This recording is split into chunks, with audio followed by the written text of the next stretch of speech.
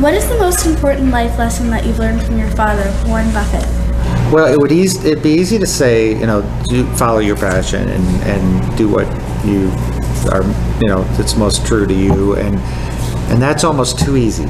He's just not attached to an outcome.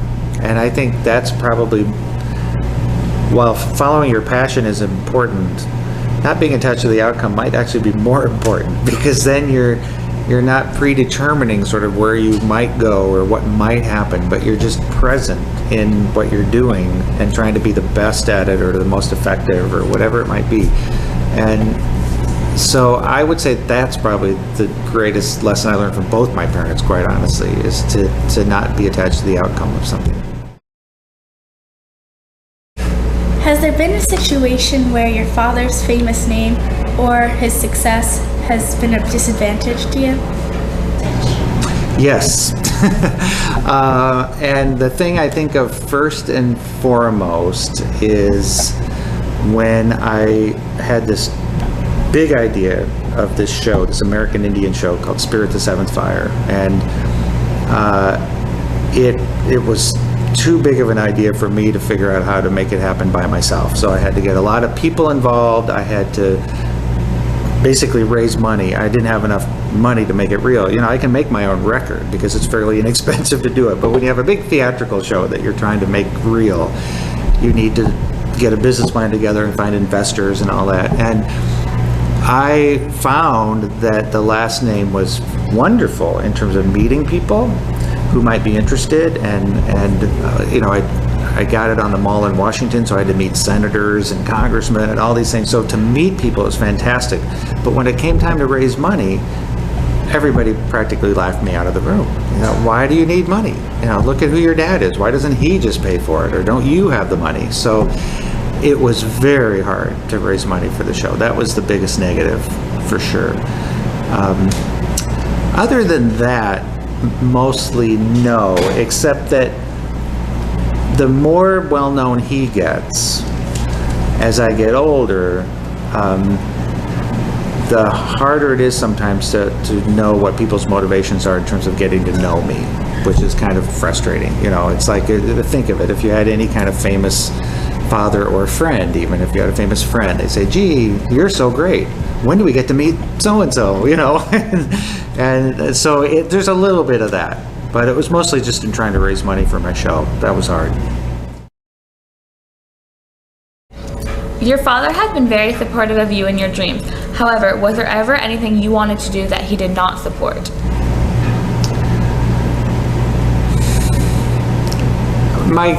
I can't think of, the only thing I can think of is I got married really young, and he probably wasn't crazy about that idea, but he wouldn't say he didn't support it because he would have known that I would have learned so much from it. I think even the things that he'd say he didn't kind of quote approve of, he still would say, well, you're going to learn a lot from this. You're going to figure it out. So he would never be kind of non-supportive in that sort of way. He'd just know, because he was older, he'd go, well, you'll learn, you'll figure this out. So, he's seen me do dumb things. I talk about this house I bought, in the book, this huge house that was completely idiotic.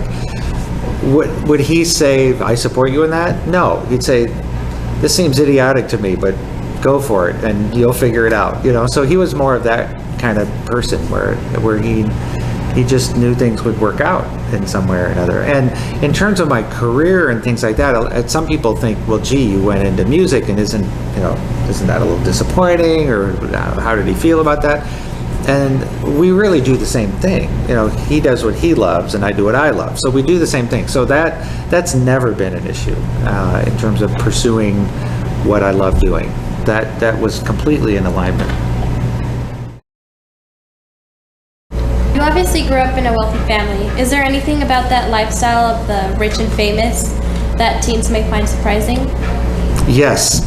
The fact that I actually didn't grow up in a wealthy family, that's probably the thing that's it was wealthy in surprising ways. And it's funny how that's a very easy and understandable assumption, and it's partly true. I'm not saying it's wrong, except that, like anything, Well, I mean, certainly in our situation, it took time. So in other words, my father's father wasn't wealthy. It wasn't like my father was born and he had gazillions of dollars. He was born into a typical family in Omaha, Nebraska. His dad worked at a bank, and it was truly middle class. And my dad had a gift for numbers, to say the least. And so when he was very young, he was, for instance, I forget how old he was, but he would buy a 6-pack of soda from his grandfather, who ran a grocery store, for 25 cents, and then sell them each for a nickel. So he made, on every 6, he made a nickel, right? And so he's like, now he was thinking about that, but it's 7 or something like that. So he just had this thing in him where he loved numbers and interest and all this kind of stuff. I think he filed his first tax return at 13 or something like that. And he was just a little different as a kid. And so he was, because he was born into the time and place and everything else, he was able to do what he loved to do, and it happened to make a ton of money. But not when we were growing up. He was just getting used. I mean, he sold stocks door to door when he was 20 years old or something. I mean, he was just a guy doing what he loved to do. So when I was 2 years old, we were driving around in a Volkswagen and ran out of gas and stuff like that. But over time, he made a lot of money. But because it wasn't about the money, because he just loved doing it from the time he was a kid, it never showed up in our life. We never saw giant cars or more houses, or he lives in the same house that I grew up in. Now I go home and sleep in my bedroom, and there's no fence around the house, and it's just, so it wasn't displayed. And so I think one of the things I can sort of dispel in terms of the rich and famous lifestyle is that that's not really what it's about. Or if it is about that, then that's where the problem is. Because if you need to have a lot of money or fame to fill some personal hole, like I'm not worthy unless I have 20 houses and yachts, then that's a problem. And then you're going to grow up in a house that's probably going to beget more problems. But if you grow up with somebody who loves what he does and is sort of fanatical about it, and you see that passion in a good way, then that's what you learn. You go, wow, if I can find something I love and am passionate about, then everything else sort of comes some way. And so that's what I learned growing up.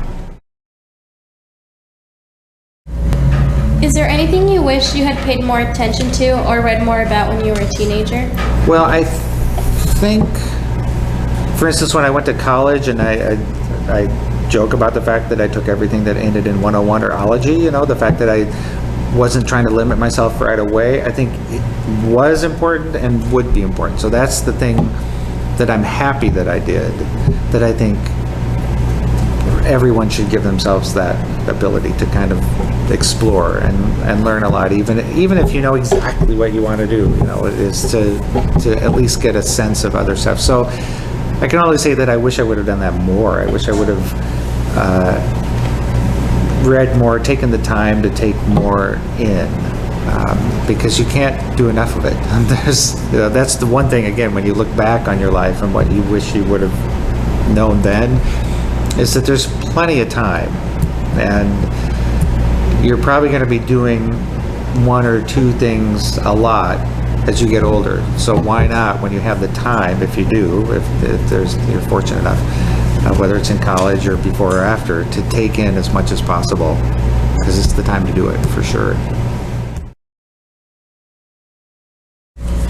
Our society is obsessed with money, and athletes and entertainers seem to be at the top of the list, whereas doctors, teachers, and social workers are near the bottom. Do you think that this will ever change? And if so, what needs to be done to level the playing field?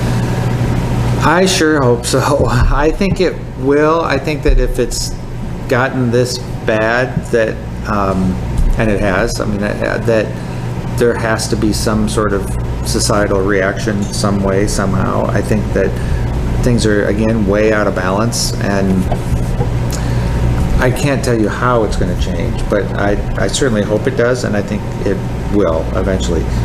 I really do hope that we start to see, we start to place value on things in a different way than we do now. I mean, that gets back to the question, and I forget how it was framed, and I think you said it, but what can we do in the world? I mean, what are the big problems? And the big problem is it's just completely out of whack in terms of things like this, and we are not putting value in the places that I think hold true value.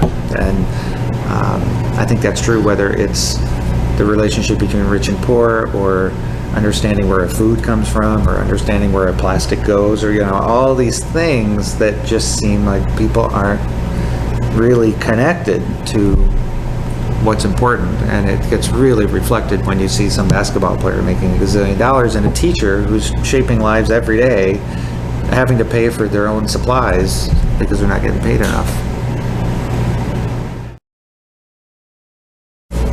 What societal challenges do you think my generation is going to have to work the hardest to overcome? I think it gets back to the other question about the nature of our society and the fact that it's been built so heavily on the fear of not having enough. So there's a lot of controlling and domination and there's a lot of fear-based behavior that creates a lot of people having, a few people having a lot and a lot of people not having enough. And then there's a lot of, and I think this is related, there's a lot of desire of, I want this and I want that and I have to be like this and I should be like this. There's a lot of I think that most everything gets down to 2 and maybe 3 things. One is fear, and one is desire, and one is kind of trying to fit in social norms, which kind of ties into the other ones actually. So fear and desire, you can turn on any news channel and you get both.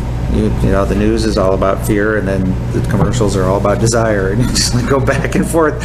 And so I think the biggest challenge is going, wait a minute, there's enough for everybody. There's a way we can work together to co-create a world that is in balance. So that's a huge order that I don't think is going to happen very easily or overnight. And it's very idealistic, but that's the greatest challenge. Is like, how do you not succumb to the behavior that's kind of run the place for as long as it has? And we're talking thousands of years of behavior that has to be kind of slowly dismantled, I think. And it really does get down to, how do you meet another human being on their ground and say, you're worthy, I'm worthy, let's work together to make a world that can allow both of us to live in it. And and then it gets played out in a gazillion different ways. I mean, you walk into Times Square and you see it all displayed. You see girls wearing next to nothing, on the posters, and you're thinking, well, how does that make me feel? A whole bunch of different ways, and none of it's good. And then you see, just a million different things that are displays of people trying to tell you how you should be and act. Your foundation, the NoVo Foundation, empowers women. Why did you choose to support that cause? Well, I would correct that in that we're supporting women and girls. And I put girls first, actually, because they come first in order. First you're a girl. And we chose that because we looked at what we were given, this huge amount of money, and this opportunity to do anything we wanted with it, except spend it ourselves. And how would we want to change the world? And no amount of money can totally change the world, just about. I mean, maybe all the money in the world, but even though there's a lot of money there, there's a lot of problems, and you can go all sorts of places to try and support all sorts of things. And so my wife Jennifer and I spent a couple of years talking and learning from a lot of people about different issues and how money's given away and all these different things. And we really felt that the world was out of balance, and that it was mostly out of balance, or maybe completely out of balance, because so many people were trying to dominate or exploit other people. People were trying to control or own things, people, countries, resources, whatever it might be. And that it was, while some people had a lot, most people didn't have very much at all. And that behavior, the way we look at it, is very sort of masculine behavior, very kind of patriarchal, heavy-handed behavior. And so we thought, well, what would help then would be what you might consider feminine behavior, collaborating, partnership, nurturing, the things that you might generally associate with feminine behavior. Now, this isn't about men and women, really. This is just characteristics that we all have, I think. But if you're going to put money into a resource in the world, the odds are that girls and women will display that behavior more naturally. And that's pretty much a fact, that if you give $1 to a woman in the developing world versus a man, it will go very different places. And the woman will spend it on her children and her community and education and things that will ultimately nurture and create a better world for more people. A man, not so much. And so just from a purely an efficient investment strategy of where should we put this money, it just made sense to give it to girls and women, and then do it in very specific ways so that it might really ripple out and do lots of things. But coming from that big place of, gee, the world seems kind of messed up, and it seems like it's because a bunch of people want to control and own things, it sort of brings you to, if you support girls and women, it might shift the balance. There's a quote that says, "The things that you do for yourself in your life die with you. The things that you do for the world and for others live forever." If you could make one positive change in the world, what would it be? Well, the first thing I think of is right now it probably would have been writing that book. I mean, the fact that I have something that exists beyond me and encapsulates so many of the things that I think are important in terms of values and relationships and things, and the work around girls and women, and there's so much in that book that I feel like is really me. I think that would be it. I think the book is it. It's funny because I put out a lot of records, and records last forever essentially, and so that feels kind of good, especially your first one. It's like, wow, this is going to be around forever. But the book was a totally different feeling because it was much more concrete in terms of my experiences and what I felt was important, and all that kind of stuff. So the book is really it. Can you tell me about your collaboration with Akon? What was it like working with him? It was, and it's introduced me to to a different audience, which is so great. It was really great, and the reason why is because, again, it happened organically. So it wasn't like, oh my God, I want to work with some famous person so I can be famous too or something. And it was a friend who knew us both and said, you guys have got to meet. And I thought, why do we have to meet? I didn't know who he was. I didn't know anything about him. And of course, he didn't know who I was or anything about me. And this guy was adamant about it. I thought, whatever, okay, sometime. And so he said, okay, he's in New York now. You got to have dinner with him. Said, okay, have dinner with him. So we meet for dinner. And it's this great, long, wonderful dinner. And we talk about all sorts of stuff. And I'm thinking, wow, this guy's a great guy. This was really cool. And I still didn't really know who he was. I mean, for whatever reason, the knee-jerk reaction of going on Wikipedia and doing all this, I didn't do. I just went out to dinner with him.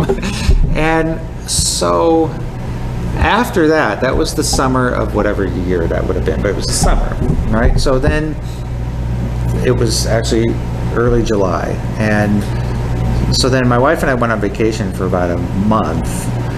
And the whole time this guy's like, okay, you've met, now you gotta get down in the studio, you gotta make something happen, you guys gotta get in the studio. And it's like, this is not how it works. If he's a busy guy, he's got a lot going on, I'm not gonna just force something on him, and we're not gonna get in a room, and maybe you can do that with what's her name from No Doubt, Gwen Stefani. Maybe you can do that with Gwen Stefani, but with me, I just don't know where our common ground is. Even I have no idea.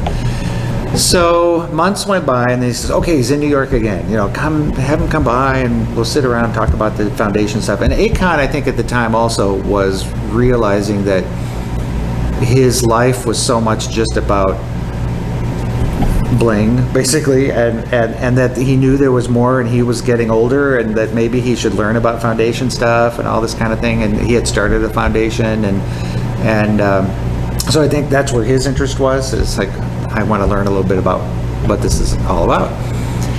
And so he came by the foundation offices, and we sat around and talked a little, and then I said, well, let me play a couple things. And so I played him the song Anything, which was written because of my experience of going to Sierra Leone and Liberia. So again, this was not a song that I thought I want to write about developing world poverty or something. It's not some intellectual thing. It's like I went there and went, oh my God, I've never seen anything like this. And I wrote about it.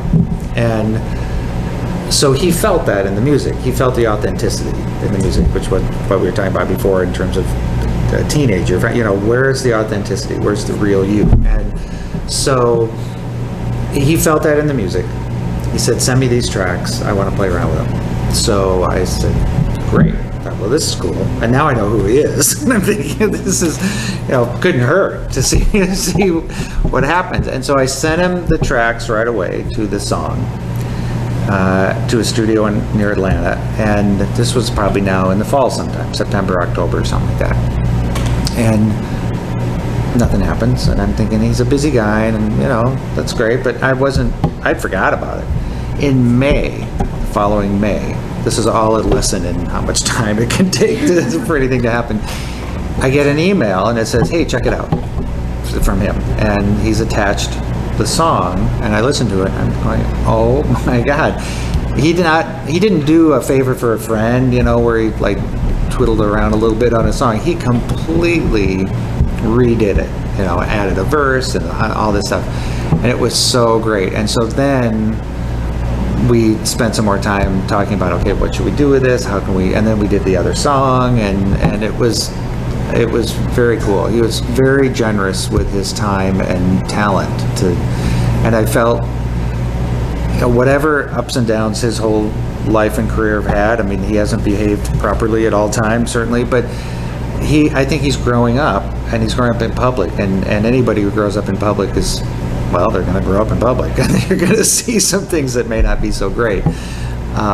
But it was really a wonderful experience. I'm answering in paragraphs, but I figure it's more fun to hear more of the story, hopefully. Many charities say that one person can change the world. Do you think that's true? Yes, I do, but I also see where that seems sort of crazy to think, because the world's so big and we're all just little dots in the world. But at the same time, if you weren't here, the world wouldn't be here either, right? For you. So you kind of are the whole world at the same time, right? It's kind of maybe that's a weird thing to say, but I believe that. I believe that while the world is huge, if you're not in it, then it doesn't exist at all for you. So what can you do to kind of shift whatever is in your world? And that could be your siblings, it could be your friends, it could be, and as no matter how influential you might get in terms of your voice going out to hundreds of people or thousands of people or millions of people, one person to one person does start to shift things, because then that ripples out. So I believe it, but I also see where that seems impossible.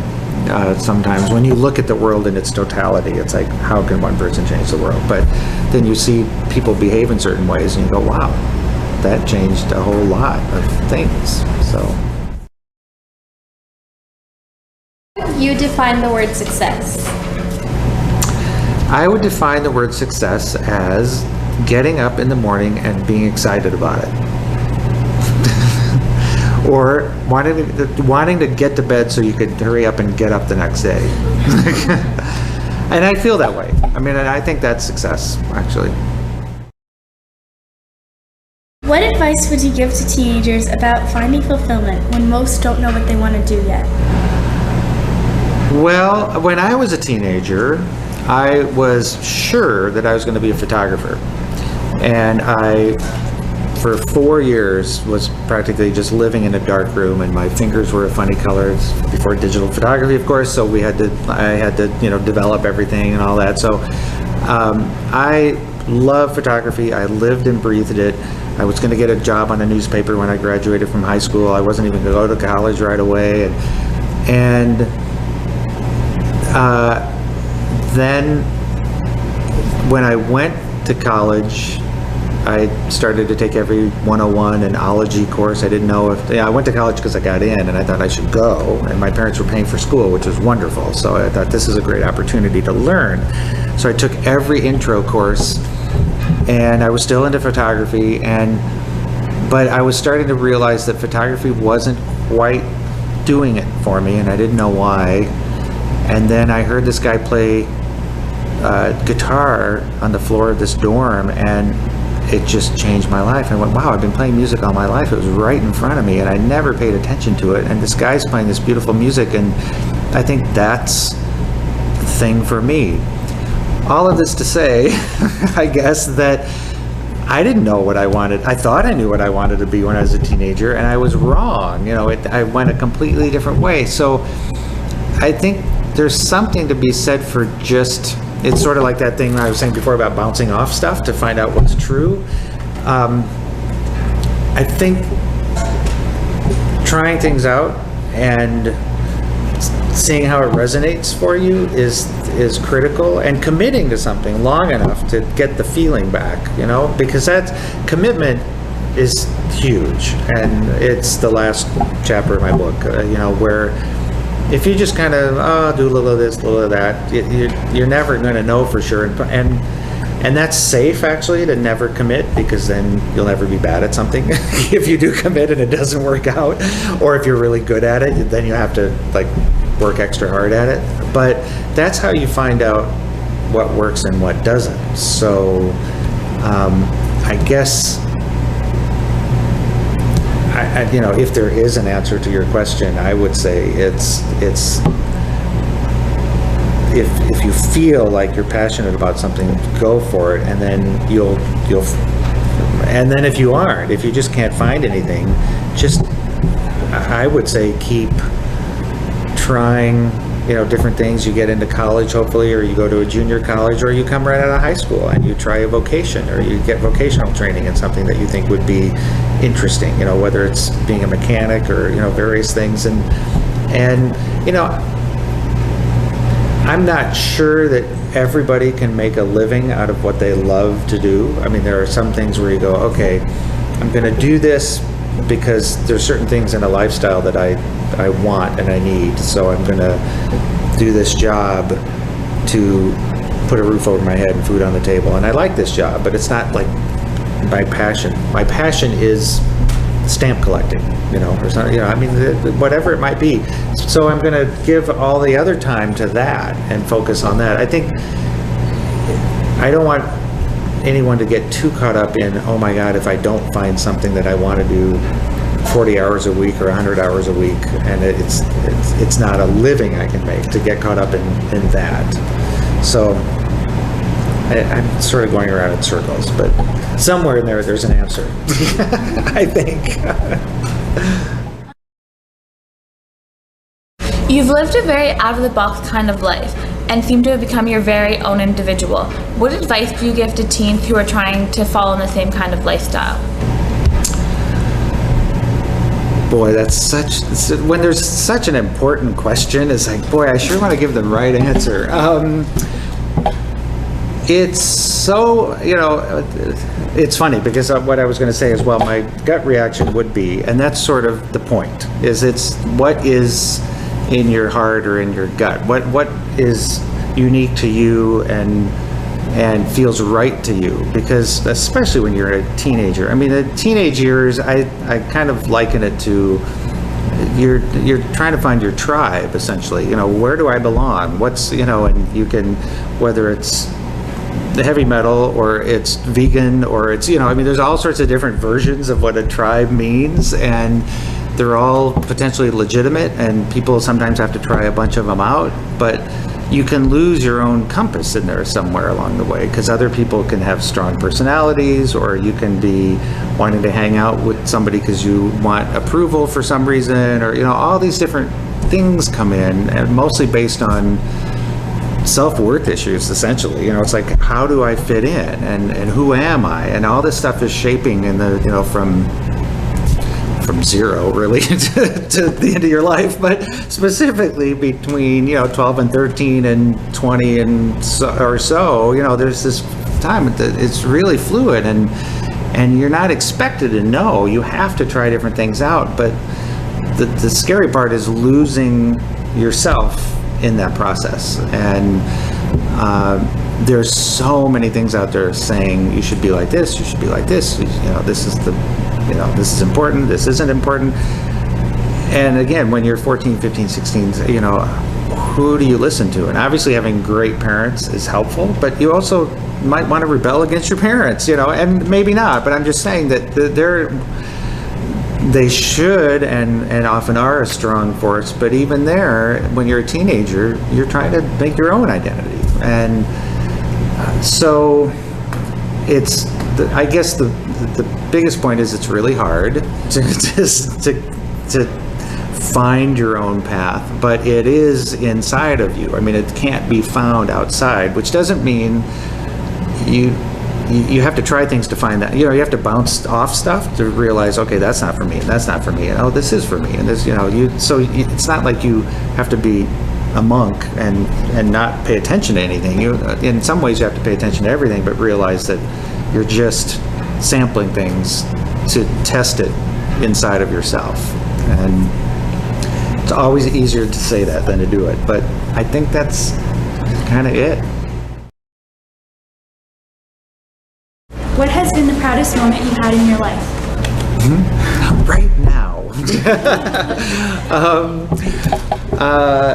I mean, I try and actually kind of live up to that, where now is the proudest moment. It doesn't always work, of course. But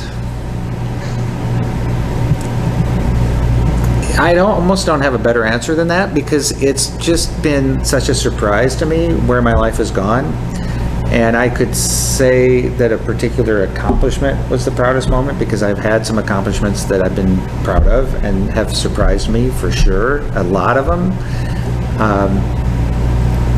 But it's almost like I don't want to sit in that place and say, there it is, you know, like the guy that sticks in his thumb and pulls out a plum, and, you know, it's like, because it's all, and again, this sounds like a poster or cliche, but, you know, it's all part of this journey. And so right now it's led me to sitting in here talking to you guys, and it's kind of wild that here I am sitting here talking to you, and these are amazing questions, and if I have something that's valuable and might change somebody's life, then that's would be the thing I'd be most proud of. And right now that may or may not be happening, but that's a great position to be in, of like, wow, because of all these other things that I could say I'm proud of this or I'm proud of that, it's really still all leading up to now and then tomorrow, and I don't know where it's going to go. So again, I hate to kind of sound like a poster or something, but it's kind of true that it's really just the present. You've done a lot of different kind of composing, written movie scores, commercials, and your own music. Which do you most enjoy? Well, I have to say I most enjoy my own music. It's fun to do commercials or films because you're challenged with something. You're up against a deadline. You're trying to serve somebody else, a director, or sell a product, or, you know, that kind of thing. So there's challenges inherent in that. But the most rewarding really is being able to have some form of self-expression perfectly encapsulated in a little 3.5-minute piece that you've done from start to finish. That feels really good. So what inspired you to write Life is What You Make It? Can you talk a little bit about the process you went through to write and publish it? Yes. Okay. So what inspired me to write it really it's kind of a process, like everything is. So it wasn't one thing, but I guess in a way, the reason why I thought it might make sense to do it is that for a lot of my adult life, as my father got more well known, people would say, "You're Warren Buffett's son, you're so normal." And I thought, well, why wouldn't I be normal? And of course I took it as a compliment, but then I realized that's kind of sad, actually, that why wouldn't I be normal? And so then I started to think more about people's assumptions about who he is, and then how I must have grown up, and what privilege is, and what success is, and those kinds of things. And I thought, well, maybe my story would actually benefit other people. And I hadn't really thought about that before. And then I started to do a show called A Concert and Conversation that kind of outlined my story. That came through a request to speak to wealthy clients at Citigroup. They were basically parents that had money that were saying, boy, I sure don't want my kids to grow up messed up or not with a value system. And so maybe you could talk to the parents of these people and say, how did you grow up? How did you end up growing up to have your own life and all these things? And so I started to do this show, and so those different ideas, the idea that people would say that I was so normal and that I was doing this show about my life, and somebody saw that show and said, that's a book. And I thought, never thought about that. I guess maybe it is a book. And which leads to your second part. In terms of the process, I didn't know anything about what it took to write a book, and I never thought about writing a book. And the woman who suggested it said, let me introduce you to an agent. And he was a great guy, and he agreed, first of all, that it was an idea that would be a good book. He'd been an agent for years. His father was an agent. So he was, I trusted his judgment, certainly, that it might be a good book. He said, here's what you do. You write a proposal. It's usually about 20 pages. It's essentially the introduction of the book, and then each chapter, about a paragraph of each chapter, why, what you think, how the book would be fleshed out, without actually writing the whole book.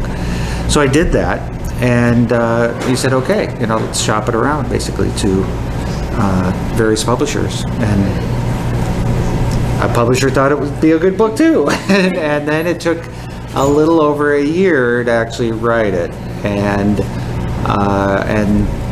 there you have it. I think that's pretty much it. I personally like writing inspirational, realistic fiction about life and choosing correct paths and learning to make a difference. As far as I can tell, your book falls under these same ideas without the fictional aspect.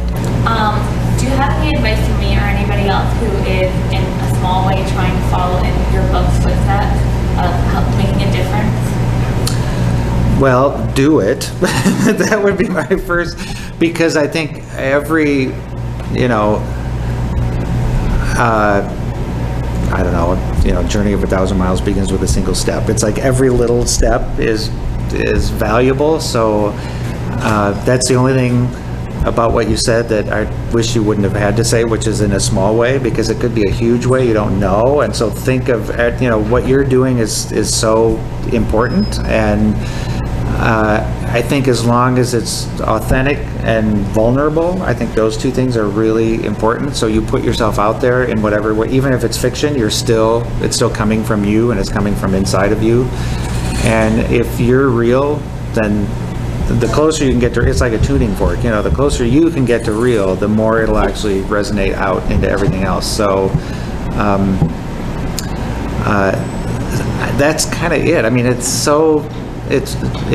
that feels like a poster too, but it's sort of, I don't know what else can be more effective than to say, authenticity and vulnerability, those two things I think are the key to almost everything, because if you can be real and be open, it allows other people to do it too. I've done this show now since the book came out a lot more, and I'm realizing that really all I have to do is show up and be present and be open, and it's amazing what happens, because it allows everybody else to open up just a little bit, even if you just get a little crack in there, and then they'll start to see themselves in your stories, and a lot can happen.